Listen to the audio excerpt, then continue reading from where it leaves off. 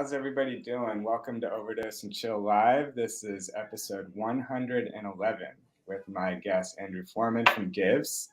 Nice. Just a note, we are broadcasting live on Facebook, LinkedIn, YouTube, and Twitter. Feel free to leave comments and we'll be answering them throughout the broadcast. All right, Andrew, this is your show. Why don't you tell us a bit about who you are, where you come from, part of the country you're living in? Good intro. Sure thing. Thanks, Seb. Thank you so much for having me. This is a pleasure. I'm excited to be here. In terms of where am I coming from? So I don't know if you can hear the 1.5-year-old in the background, but he is headed out to the playground. So we will not have this throughout the entire episode. But that so I live with my wife and 2 kids here in Manhattan, in New York. Grew up in New Jersey. Just across the river here. So haven't strayed too far. Always been East Coast on my end. Ended up going to Hamilton College in upstate New York in the middle of nowhere. Played football there. It's D3, so nothing special. And we were 2-6 all 4 years, which was pretty dismal. But we, had fun doing that. Did 5 years of investment banking, 6 years of investment banking. Wow. Long time to do investment banking. Went back to Harvard Business School and then ended up launching Givz almost 5 years ago now with a extreme pivot about 2 years ago. So almost feel like a second time founder this time around. And now really doing what we're supposed to be doing with Givz in the past 18 months. And it's been just a wild ride. So I'm happy to chat through any of it, all of it with you here. Awesome. A little bit about your football background. Did you play football growing up as a kid? Was this just something to get out of the house and get a scholarship? Tell me more about that. So from the moment, I don't know what it was. So from the moment I was born, football for me was the outlet. Sports and music in general were outlets for me. But football in particular, I loved it. I couldn't get enough of it. I would watch as much football as I possibly could on Sundays. I am a Raiders fan for no reason other than my father was a Raiders fan. Okay, yes, nice. Did your dad grow up in Oakland? So I wish I could say yes to that question, but no, he grew up in Long Island, and it makes absolutely no sense other than he just liked the bad boy silver and black, throwing it deep, Al Davis, drafting for speed. And he just, he loved that. So he was less of a football fan. And then when I was born, I was dressed in Raiders stuff from the beginning, just because he didn't know what else to do. And then I loved football. So now I am a diehard Raiders fan, which is hysterical and terrible all at once. But especially after last night's game, but I still try to watch the Monday night games and stuff like that with my father. So I'm lucky to still have that tradition going, even though it's usually painful. And then from there, I was, I talk about every, August, September, I've been putting pads on since 3rd grade, right? And going and hitting somebody as hard as I possibly could all the way through college. And then when that stops, all of a sudden, it comes to August, September, and the juices are flowing, and then there's nowhere to go. So what are you supposed to do at that point in time? And that's just for me, who played D3 college ball for these pros. I don't know what they do come August, September. I love that. Well, I'm glad that your reaction was to give back. I am curious a little bit about your finance background. Was that your first love within business? Because there is quite a bit of a financial component to Givz on the back end, which I'd love to go through. Totally. Do you feel like having that foundation in finance really helped support the Givz program? So for me, it's always been about numbers. I was a math major at undergrad and college, and at a liberal arts school, a math major, combined it with an econ major, tried to make it that financy type of deal. And then really going into investment banking, as I thought about it initially, was really just, I was a risk person, and I said, what can I do that is going to, allow me to open all doors later on. So I thought 2 years of investment banking, and then I can go do whatever I want from there. If I want to jump to the buy side on private equity, if I want to, go run, be in operations on the finance department in a startup or a later stage startup, I could do something.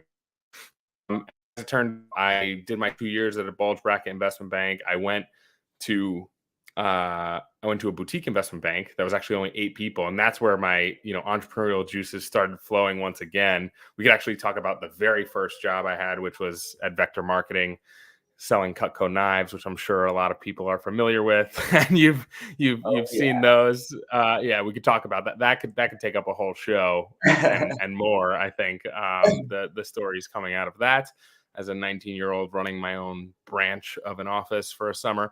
But yeah, I think from the numbers perspective, I've always liked the numbers. And when I started Givz and now what Givz has become, it's definitely a more numbers oriented business than even a give back business. I mean, the give back is what ultimately drives me here. And I actually, started a nonprofit while I was doing the investment banking thing. So I ran a nonprofit for 5 years while doing investment banking on nights and weekends. And so that was a whole experience that I'm trying to make better now with Givz. Before we get into what Givz actually is, I'm actually really touched about the nonprofit piece. Was that just something that was instilled in a family belief growing up, that it's always good to have a leg of your business giving back to the community, or where is this charitable affect coming from? I think about that, and I get this question a lot in terms of like, hey, were your parents sitting on the boards of charity? No, I mean, they certainly, if somebody was doing a fundraiser, they were donating. We belonged to, the temple. I think I kind of strayed away from the religion side of things. And so maybe I was like, hey, what I liked from religion is like, hey, you should do good. You should do the right thing. Right. And so I always took that to be like, hey, like that is what I want to take away from the religion side of things. And what ended up happening was I had the opportunity to start this nonprofit. And while I was doing investment banking, and the first year and a half of investment banking was soul crushingly terrible, and have all the horror stories of working from 8 a.m. to 3 a.m. pretty much every single day. And I wanted something that gave me a bit more meaning in my life. But what really turned it over into not only just running a nonprofit, but now learning about different companies that can do both, give back and be profitable. That was where the switch really flipped for me when I was at Portico. So I went to a boutique investment bank, 8 people. It's called Portico Capital, great firm. We were advising on selling a business, and this business in particular had a give back element to it, but it certainly wasn't the core. It was they were just making money hand over fist. This was the most profitable company I had ever seen in my life. They were doing background screening checks in the Middle East. So background screening is a commoditized business here in the US. You say, hey, did Andrew Forman go to Harvard Business School? You can ping a database and it says, yes, he went. And so like that's an easy, like, commoditized business here. But in the Middle East, like, hey, did this person go to the engineering school of Qatar or whatever? Like, that database didn't exist when this guy started this company. And so people were coming to Saudi Arabia saying that they're engineers, saying that they've had 10 years of experience as an engineer. And then it's like, what school did you go to? We went to this school. And then he would send somebody there, and he would send somebody and be like, no, that's actually a shack in the middle of nowhere. That is not a school. This person is lying. They are not a 10-year engineer. And so what ended up happening in like 2005, 2006, like, bridges were collapsing and like buildings were falling down, killing people, right? And so now they have the same issue with like fake doctors, fake pilots, crazy stuff going on. And so his company was cleaning all of that up, and in the process of cleaning all of that up, making a ton of money. And I was like, wow, that is really cool. And so actually the CEO of that company, at the time when we were selling it, I worked very, very closely with him. He's one of the largest investors in Givz now, and was really a mentor of mine to say, go back to business school, find a problem and fix it. What are you doing still here on the investment banking side of things? Wow. That is a great segue into what Givz is. What is the elevator pitch for what Givz is? Yeah, so Givz is really, now we're trying to make donation incentives everything that they should be, right? So donation incentives as a term, I think people aren't quite sure of yet. And I'm sure you've seen some version of brands trying to weave in social impact in a genuine and authentic way, and some work better than others, and we can talk about that. But donation incentives in particular are here because of two things. One, brands are trying to get away from discounts as much as possible. And we'll talk about how that discounting affects your business in the long term. And it's really more impactful in a negative way than you'd think.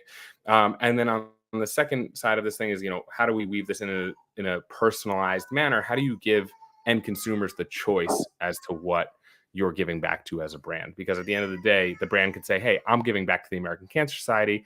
And Seb, you and me will say, yeah, American Cancer Society is great, but does it like tug at our heartstrings the way something that if I could give back to the charity that I'm sitting on the board of, or if you give back to the charity that your friend sits on the board of, it's just a different personalized experience if you can make that happen. And so I think from the Givz perspective, what do? We help brands run these donation-based incentives that act like discounts, allowing brands to get people to buy now or purchase more now or post on Instagram or take whatever action you want them to take. And then you reward them with money that they can give to any charity that they care about most. And then you get that data back as the brand as to what Andrew now cares about most. And you can retarget him on or me on your ESP or SMS platform. Awesome. That really speaks to me as a modern day consumer. I'm wondering, I saw something a bit about building brand loyalty. And I think I saw a tagline that said, the more you donate, the better your story becomes. How is donation incentives incentivizing brands to go deeper with their story, and how are they reaching their consumer and target market these days? Yeah. So a lot of the brands that I talk to, they'll either they fall in one of two camps. They already have a story, right? And they're like, hey, we care about cleaning up the environment, right? And this is all the things that we're donating to. These are all the things that we're doing. We have our company volunteers once a year at all this place, or more than that, et cetera, et cetera. And they like have a story that they're already weaving in. The other group is like, hey, we're not sure yet, and we don't want to just dive into a story. We feel like that would be disingenuous to just pop something up right now. So like, how do we go about that? And in either case, I say, hey, you ultimately you do care about what your customers care about, right? You sure, even if you have your own story, sure, that's good, but there may be environmental charities that your customers care about that you don't even know about, and you want to support them, right? And they're like, yeah, of course we'd want to support environmental causes that we don't even like, charities that we don't even know about, but our customers do. That would be fantastic. And so giving people the agency to be able to say, hey, you spent $200 with us, you've earned $10 to give to whatever if you want to limit it to only environmental charities, you can, but just saying, hey, Seb, you spent $200 with us. You're going to get $10 to give to whatever charity you want.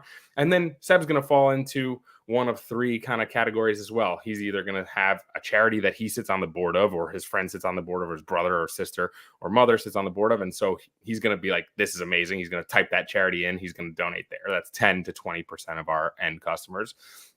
And then the majority, 30, 40, 50% are now going to have this $10. They don't have a charity like really close to their hearts that they can think of right off the top of their heads. So they're going to say, hey, what does this brand care about? Oh, this brand cares about the environment. Here are three charities that they care about. They can give to one of those. And then there's going to be 20, 30% of people that just, you know what, they were in it to buy the product in the first place. They don't really want to donate, and they don't want to take that extra 2 seconds to click a button, and that's okay. You don't have to pay for those people. Let them just, after purchase, move on, and that's okay. And that's being able to give the people that want to give money that they can donate to whatever charity they want, and not have to pay for the people that weren't influenced by this incentive at all. That's the beauty of what we've built and why we've built it the way we've built it, which is post-purchase, the customer who qualifies gets to choose what they want to give to. So if you, for example, just to bring this all kind of together, if you were to say, hey, my average order value on my site is $75, you could say, hey, spend over $100, get 5% of your purchase back to give to a charity of your choice. And so incentivizing people, add that extra item to the cart, spend over $100, get your 5% of your purchase price. After you purchase, after you spend over $100, you'll get 5% back to give to whatever charity you want, and make that, and then, have them have to take that last step to actually go ahead and send that money. Let's lean into this a little bit more, just because I think that that's one of the aspects of your platform that I find to be most interesting is you're stating that you can actually increase your average order value by giving back. And that's, can you speak a little bit more about how that works from a numbers perspective?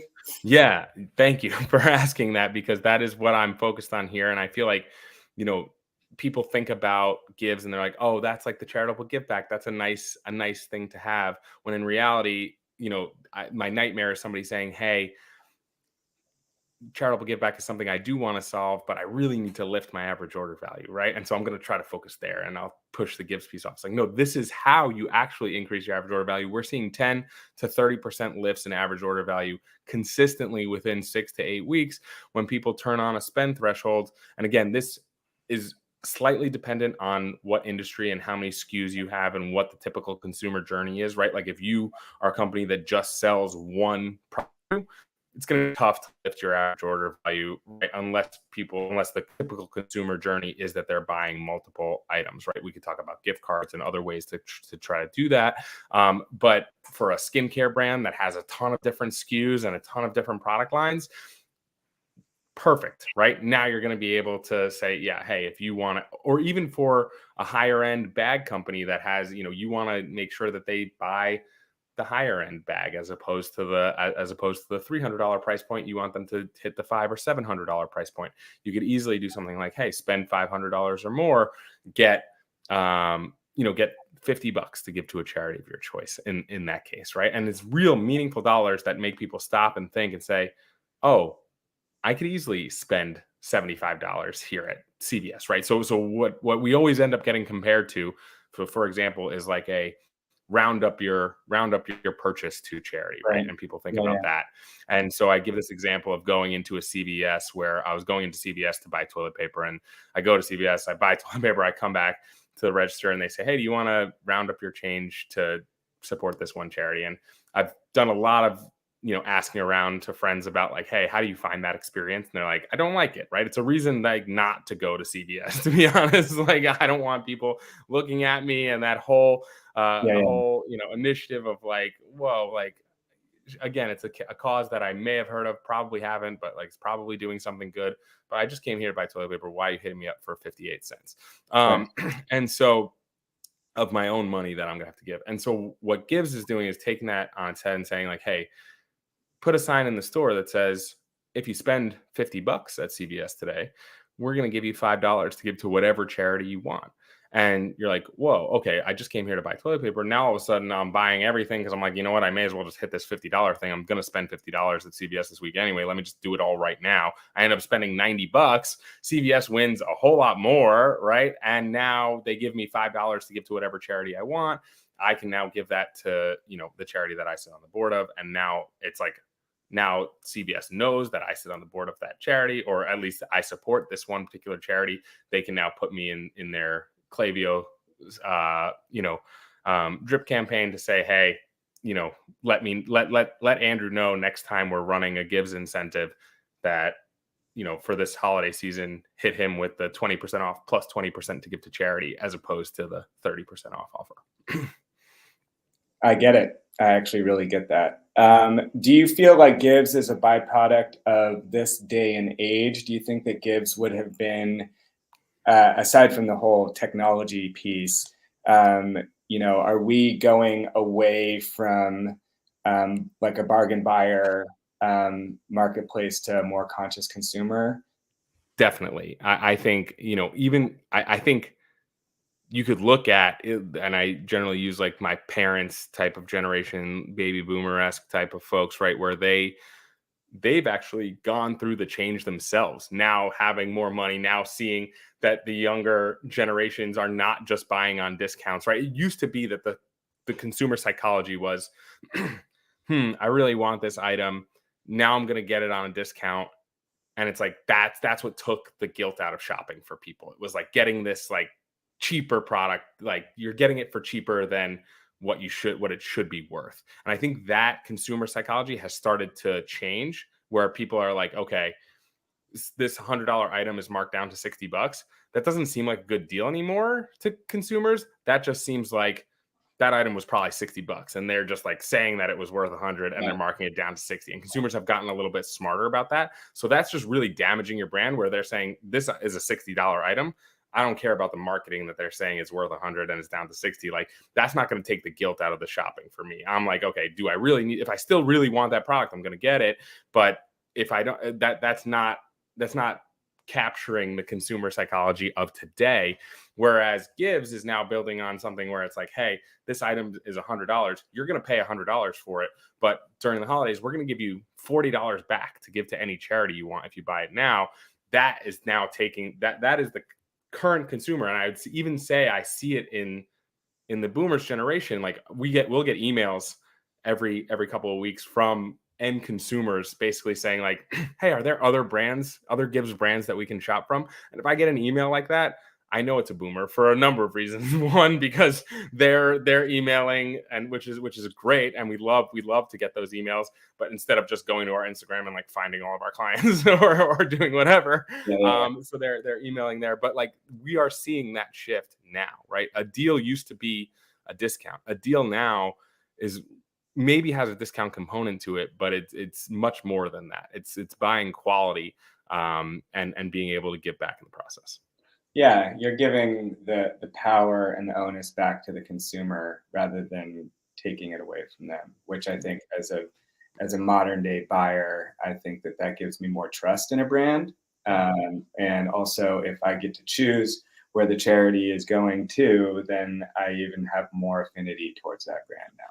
Yeah, and we actually we go as far as to send a receipt that says, hey, this is not, the brand is the one making the donation, so you cannot write this off on your taxes as an individual. But we do send you a receipt that says, hey, this brand is making this donation to the charity that you chose because you chose it, right? And so I think the authenticity around that, where it's not like, oh, we're going to donate $100,000 to one charity, no matter what I purchased or whatever, and they're trying to build off that. It's like, no, they're sending $10 to the local hospital that you chose because you chose it, right? And that $10 would not be going to that local hospital in another scenario. Right, totally. I had a question about like specific industries that you see using Givz more than others, like the outdoor industry, maybe an industry that is just more conscientious in general about like being outdoors, or anything like that. Maybe you could speak to that. So, and then go for it, and then I have a follow-up question.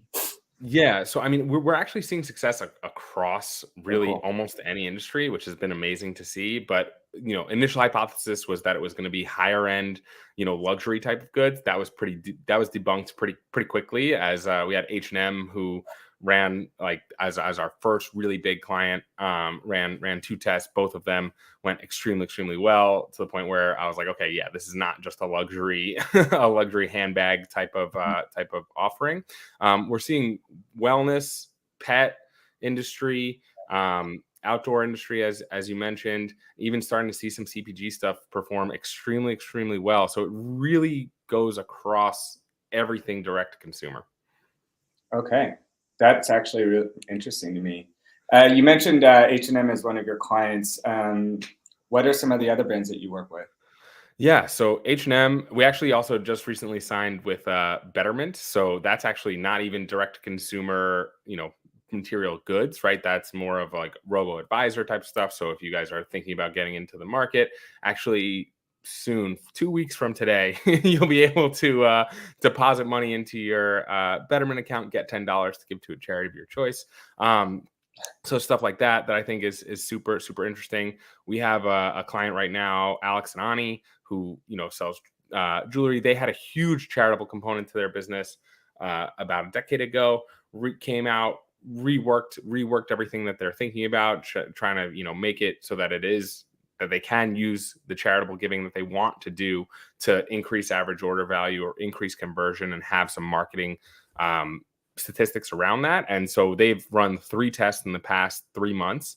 This month, if you go to Alex Nani and buy anything in their breast cancer awareness collection, they have a ton of SKUs, awesome items that you can check out. You'll get 20% of everything you buy from that collection back to give to any charity, any breast cancer awareness charity that you want. And they've highlighted a couple that you can choose from. And so that is just one type of shout out where they tested a spend threshold last month to increase average order value. And then they tested an actual coupon code. Their very first test, instead of doing a 30% discount, they did 20% off plus 10% to give to charity. And it performed, better than the 30% off coupon. And it did some good in the process. And so that's the key though, is that it performed better than the 30% coupon, right? Like that's the piece that I need to make sure that I get across to people as I talk about this. So if you're a merchant and your eyebrows are raising and you're wondering whether donation incentives are right for you or right for the brand, but they're tried and true and wanting to use discounts during the holiday season. You mentioned like A/B tests. What are other marketing types of metrics that you've seen work to essentially convince a consumer? And is it oftentimes during like bigger buying times of the year, like the holidays, as we're going into right now? Yeah, so for something like the holidays, like Black Friday, Cyber Monday, now Giving Tuesday, get an extra day on it. And so I always say combine all of that, right? And instead of running a deep discount like 40% off, 30, 40, 50% off, those are deep discounts that you can never come back from. Somebody buys something 50% off from your site, they're not buying at full price ever again, right? And I very much encourage you to look at a company. So we have an integration with Peel Insights, for example, and there are a couple of other companies that do this in the Shopify ecosystem. But if you upload your data into Peel, right, they have a 7-day free trial. You could just upload it and check it out, and then you could basically see, okay, everybody that came in from a heavy discount last year, what's their lifetime value? Guarantee you, it's way worse than you think it is, right? And that's just because somebody who just first purchased on a 40% off, never coming back. Maybe they'll try to see if you're going to do a 40% off again the next year, but only people only buying stuff 40, 50% off. It's not going to be a sustainable business model. And so can you start to back off of that and ease off of it? You can't go cold turkey. You can't go from 40% off last year to nothing, and we're going to give you 20% to give back to a charity that you want. Like, you have to buy full price now. Like, that's not going to work. But if you can say something like, hey, we're going to do 20% off plus 20% to give to any charity you want, looks like 40%, but you're going to see that those people that bought off that are going to have much higher lifetime values. So I'd say the best way to obviously prove this to a brand is for them to A/B test it. And you don't even have to 50-50 A/B test if you didn't want to. Take 10% of your population, email them a specific coupon code that has 20% off plus 20% to give to charity, as opposed to the 30% off that you were going to do. Or, make it a little bit more sweet from the giving perspective. And again, you'll have those 30% of people that aren't going to donate anyway. And so the math will end up working out that it still costs the same as the bigger discount, but you're going to check that lifetime values 6 months, 12 months from now, and it's going to be just massive difference. I'm going to pause you right there just to remind everybody we're broadcasting live on Facebook, LinkedIn, YouTube, and Twitter. If you do have any questions or comments, feel free to leave them in the comments section, and we'll be answering them throughout the broadcast. So curious then about your integration with ESPs. As you know, we are discussing e-commerce. So this could be a great opportunity to discuss any partnerships or integrations that you have, how those work, how you're leveraging those, any kind of success metrics that you've seen, anything you'd like to say there. Yeah, totally. So we have integrations now complete with Klaviyo, Attentive, and PostScript, as well as Peel. But on the email, SMS side of things, the big three there, Klaviyo, Attentive, PostScript, we have integrations with. The integration right now is really straightforward. It pushes data to those platforms. So your Givz data is now uploaded into those platforms so that you want to say, hey, I want to send a text or an email to everybody that has donated in the past 6 months, or I want to send an email to somebody who hasn't purchased in the past 6 months but donated, prior, and actually and hit them with a here's a coupon code that's 10% off plus 10% to give to a charity that you care about. That's going to be an extremely high converting email because that person has already donated in the past. They know that if they make this purchase, their purchase really is going to matter, and they're going to get the choice as to where that money goes. And so the integrations are brand new, but the handful of emails, I can count on one hand the number of emails that have gone out to this end that have been absolutely remarkable in terms of people wanting to do this again and have this experience again. And there's been a lot of strategic talk here. I think that having advisement on how to use Givz is half the fun of using Givz, especially with the email marketing component and stuff like that. When someone signs on with Givz, are they plugged in with the CSM and strategic support team, or do you really rely on like an agency to take that kind of strategic approach or performance marketing piece? Yeah.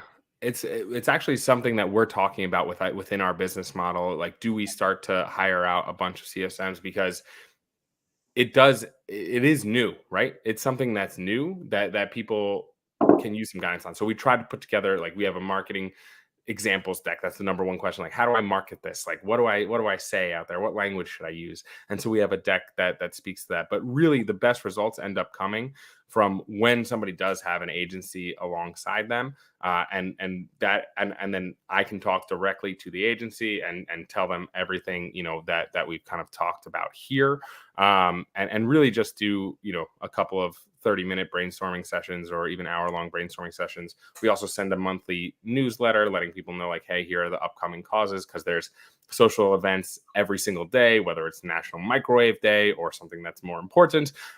There's something every day that you can cling to, and so we try to arm you with all of that information.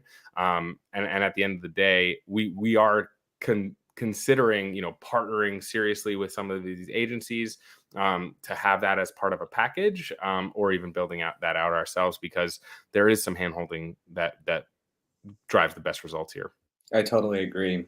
Well, as a partner manager, I would love to discuss partnerships with Givz, because I think that this is such a great new era of purchasing, and you're hitting so many of the requirements and dreams that we see a lot of our merchants on our current client side have. A lot of the discussion for us with our merchants is all of these new technologies have the ability to gather first-party data or just data in general, and merchants are looking for somebody to advise them on what to do with all of this information. Mm-hmm. And as more and more of the platforms are bringing on a CDP component, the access to that information becomes quite substantial. Yeah, and I'd argue that the Givz data that you're getting from folks in terms of, hey, this is what I care about, right? Like, if you're a brand and let's say you don't have that core, like, okay, we only care about the environment. We might care about the environment. We might care about animals, and we might care about human rights, right? And so, like, you can actually put 3 different suggestions out there for people, see which one. Maybe half your people care about animals. People care about animals so much more than you think. We just see the data day in, day out, right? And so, like, 50% of people care about animals, and then 25% of people care about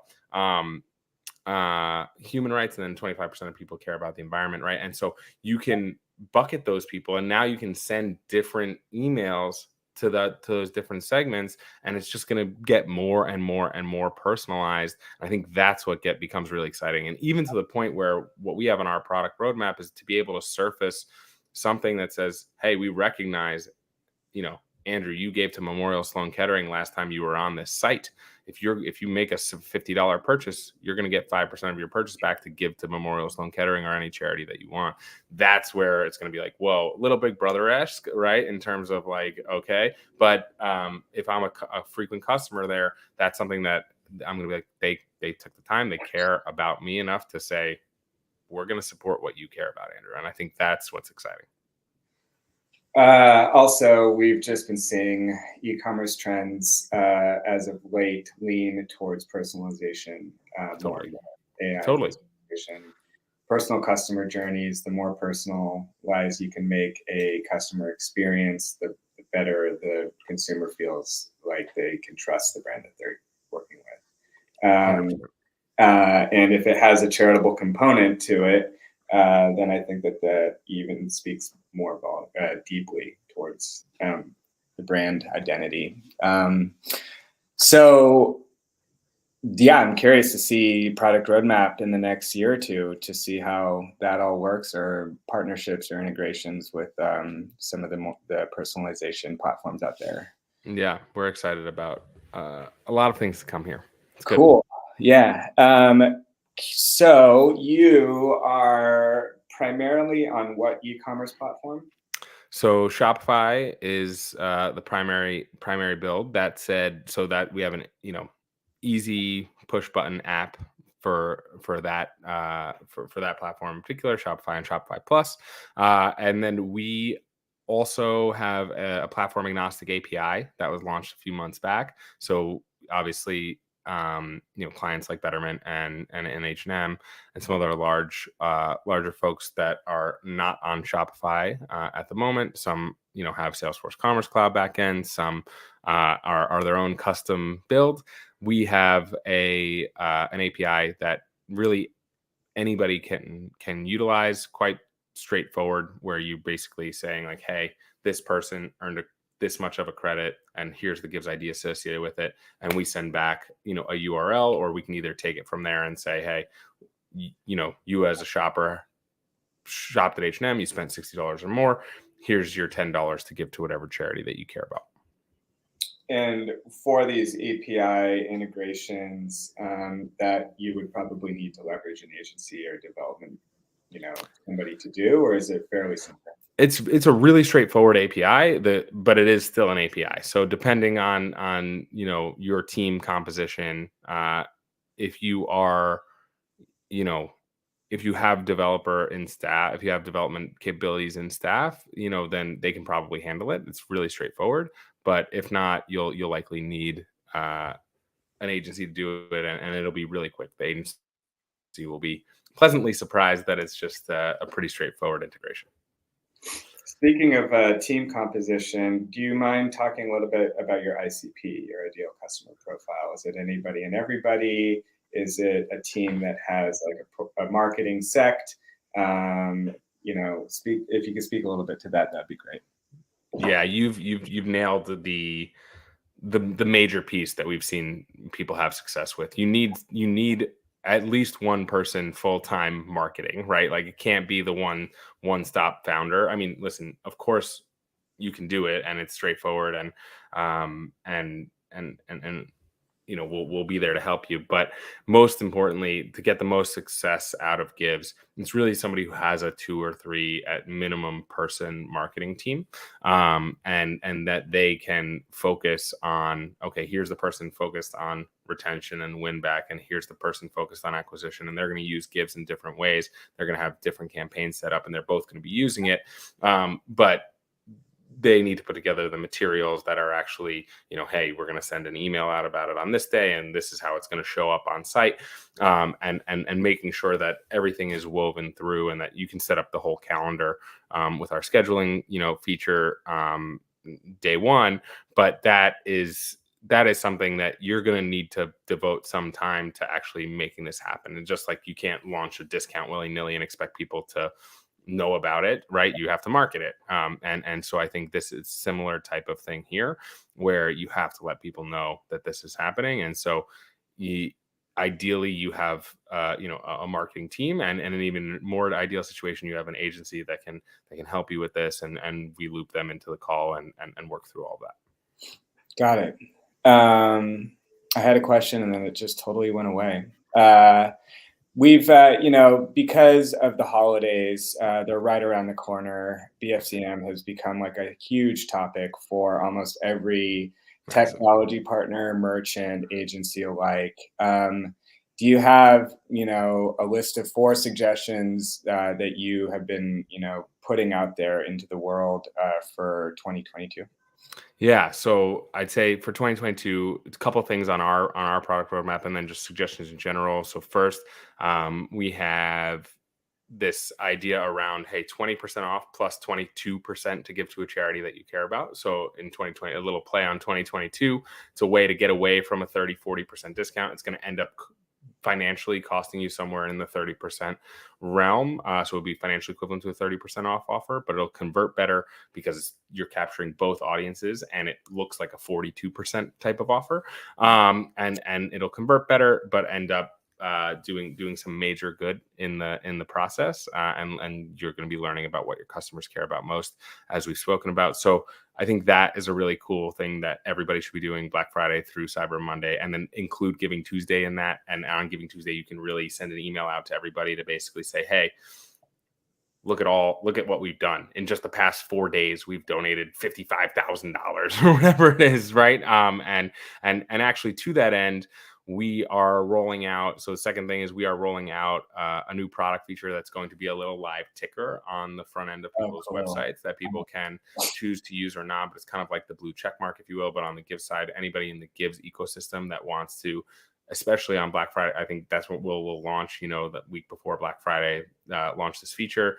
And it's going to be really prominent on Giving Tuesday, just showing like in the Givz ecosystem, we donated X hundred thousands of dollars in the past 4 days, just as brands doing this whole thing.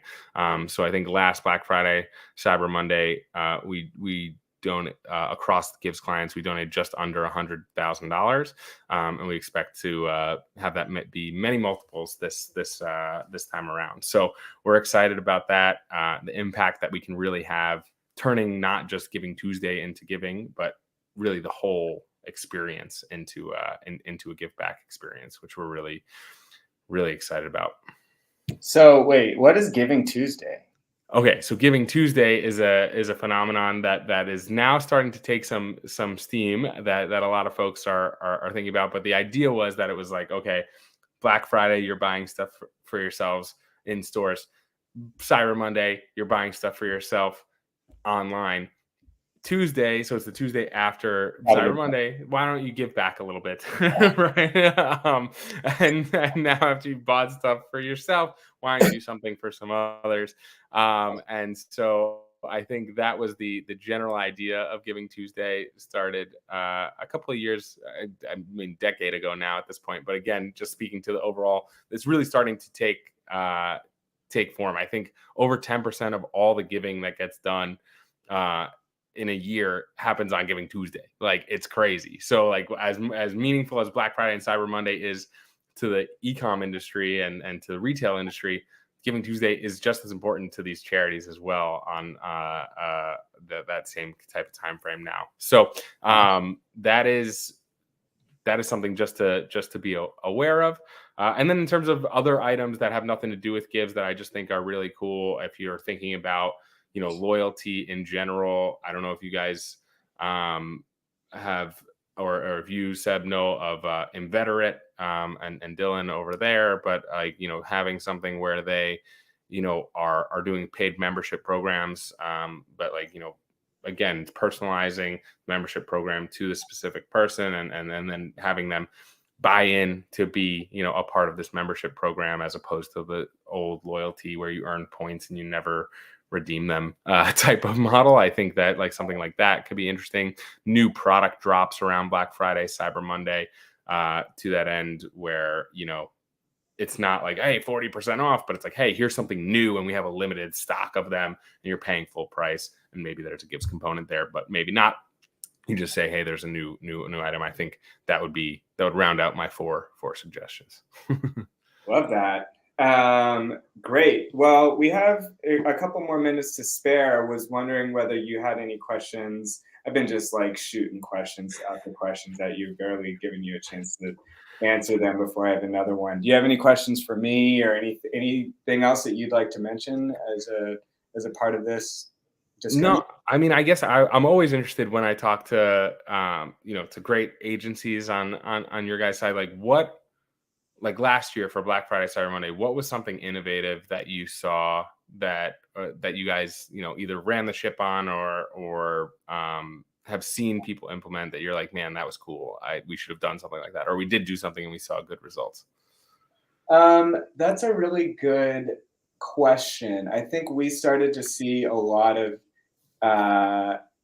AI in store type stuff where people, once the lockdown started to lift a bit and people started to go back in store, there was a lot of like trying to connect personalization with surveys and people actually coming back into the wild again and taking surveys and integrating like these surveys on tablets in store and then having that information kind of be spread across for their website. And I thought that was a fairly innovative new thing that I had seen, especially since we had been in a lockdown for so long. And then furthermore, on that point, just like the way that AI and personalization has really taken flight in the last year has been really interesting to me. I always really love anything like artistic. So I love the marketing campaigns that I always get to see during this time of year that really just push forward a brand identity or a new story or a new product line or anything like that. So as far as agency stuff goes, that's really where I think we see a lot of push, is just to support the product line and really support the website and like make sure nothing breaks also. Interesting. And then how are people, speaking of in-store, because that's actually a good segue into, for us, we're actually just launching. So first with Shopify POS, but we have a jewelry store in Michigan right now utilizing our API method, right? And so we have stores actually utilizing this stuff. We're seeing a couple of interesting value props that I didn't even think about with in-store purchases, such as capturing email and then being able to link that to the order.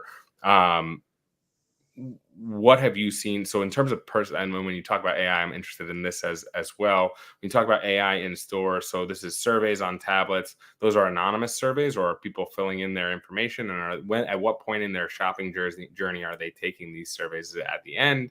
Is it while they're shopping? Is it just watching? I know there's technology now. People like they stop and look at this SKU for a while. Like, is what type of AI? Yeah. What are we looking at? I don't know exactly how far some of these AI components have gone. I just know that some larger named brands were interested in leveraging some of the personalization platforms that was taking a lot of the innovative technology that happened over the lockdown with personalization and then implementing it in store in various ways, sort of like what you're talking about. If Givz really saw like a takeoff in the last couple of years, well, how through like the lockdown and e-commerce and the rise in e-commerce, how do we now take that into the store? Totally. And I think that it was fairly anonymous. Maybe it was, a lot of the like POS systems that folks use at stores now require some sort of tablet to be, maybe there's a survey on there. Additionally, I think that people went as far as like just having like a feature stand as you're walking into the store. Sure. That might be a little bit flashy and might have like an actual person kind of like, hey, if you have a question about what this is, so a few of those, and they're for like the larger, more corporatized brands. Yeah, we were seeing. Interesting. approach that, but I'm curious what you folks have thought about, or what you might have implemented. Yeah, I mean, I think for us, as I would think about that, right, would be as so right now it's simple. It's a sign that goes in the store, right, and as many more signs the better from our perspective. But sign that goes in the store, and really it's about training the staff, right? So we did this test with Tervis where, and if you had never heard of Tervis, I had never heard. I thought I had never heard of Tervis, and then I was on the phone with them, and they're like, go into your kitchen and like show us, and I like had like a bunch of Tervis bottles in my kitchen. So they have like I think 17 stores across the US, and so this is now like at the beginning of our pivot. They ran like this test where they tested in store, spend over every $50 you spend, you're going to get $15 to give to a charity of your choice for a limited time. And so spend 50, get 15, spend 100, get 30, and so on and so forth. And so up to spend 500, get $150 to give to charity. They saw a huge lift in average order value in the stores that trained their staff to like say like, oh yeah, and by the way, if you every $50 you spend, you're getting 15 to give to charity. Mm-hmm. And when the staff heard about that, the AOV increase was massive, and then the email collection rate was huge because in order to send them their $15 or $30 or $45 to give to charity, they needed to collect that email. And so email collection went up 50% in those stores compared to baseline email collection rates. And also there were some stores that just didn't really partake or didn't train the staff up on it. And so they didn't see those lifts at all. So it was really cool to see that A/B test on that side. For me, as I think about like surveys in store, I would love to see something like you walk into the store and you're like, hey, like, what do you care about most? Like, did you know if you spend $100 today in the store, you're going to get $15 to give to a charity you care about? Like, what do you care about the most? Environment. And just like somebody like clicks it and keeps walking. And it's like, okay, that's cool. Like now it's in their head. Hey, I care about the environment. I'm going to spend over $100. I'm going to get $15 to help the environment. That's the type of stuff that I'm really interested in. That's a really good, I love that, actually. I was just like imagining it in my head, and I was like, I would totally be that person. Yeah. Yeah. I mean, I would too. That's fine.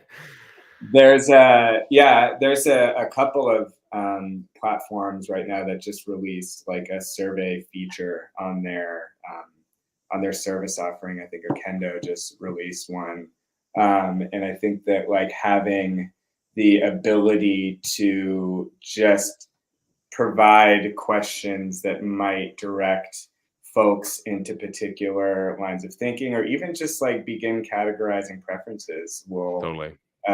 just help businesses long term determine like their consumer market that they have in general. Yeah. Yeah. Yeah. Well, we are at time. I just want to give you one more opportunity if you want to say anything. It's been super lovely to talk to you. Great. Thanks for having me. Yeah.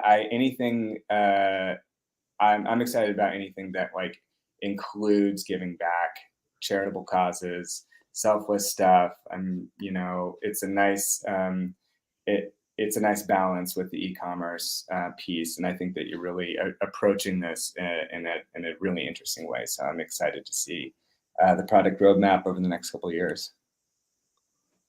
Appreciate it. No, it's been a pleasure chatting here as well. I think for me, I guess the last piece of I always have to say, right? Feel free to contact me through the website givz.com, and we have a 30-day free trial to just check this out. But from now till the end of the year, is a really good time to get things going. And you could always A/B test something with a small portion of your audience if you're skeptical.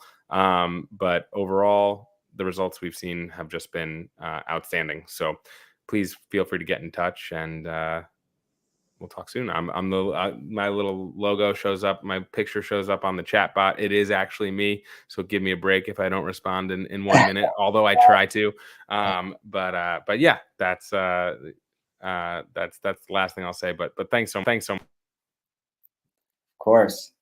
Yeah, and if you're a merchant and you have an agency and you want to know more about the strategic component, be sure to ask them. Make sure that the agency knows about Givz. And